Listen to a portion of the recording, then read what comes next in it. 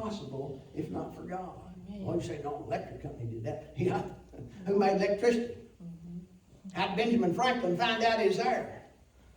Lightning come out of the sky and his little kite shocked him good on that key on the end when he found out there's electricity. And then Thomas Edison took it a little bit farther because God gave him wisdom and made a light bulb. He tried thousands of times to find something that would burn day after day and not burn in two. Who put the tungsten here on the earth?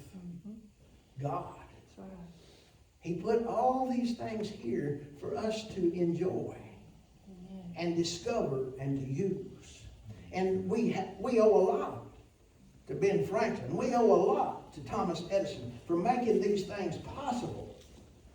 But we owe even more to God. Because He gave His only begotten Son, even after He had done all this stuff.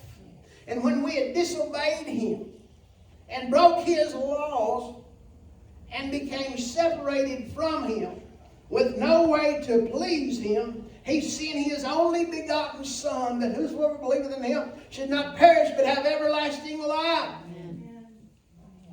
When they came and got Him that night in the garden and took Him to the cross, took Him there to that place where they tied Him to that stake and beat Him with that cat of nine tails, and slapped Him on each cheek, put a crown of thorns on His head, and led Him up that hill and nailed Him to that cross.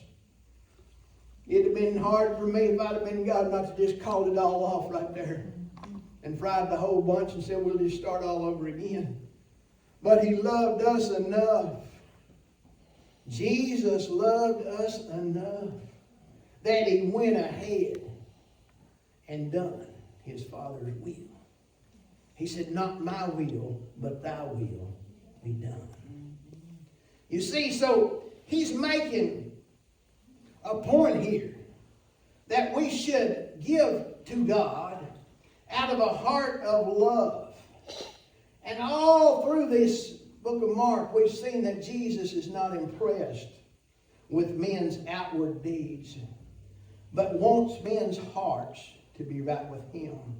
The law made man aware of his sin, but mankind was not able to keep from breaking God's law. When Jesus came, He was able to keep the law, didn't break any of the laws His whole time of being alive and walking the earth. He said, I come not to abolish the law, but to fulfill it. How? He taught us that He wants our hearts. He wants our devotion to be to Him. Not to ourselves, not for the acceptance and praise of men, but to please God. He wants our heart. So He writes His heart, His words on our heart, that we'll love Him out of a pure heart fervently. He knows we can't keep the law. When we acknowledge our inability and receive His righteousness, admit our poverty in this area, we are accepted by Him. Just as the widow pleased Him by giving all she had, He knew she trusted God to supply what she needed. She gave from her heart and touched Jesus' heart. Her willingness to give what she had was a pleasing sacrifice to God. That's all God wants from us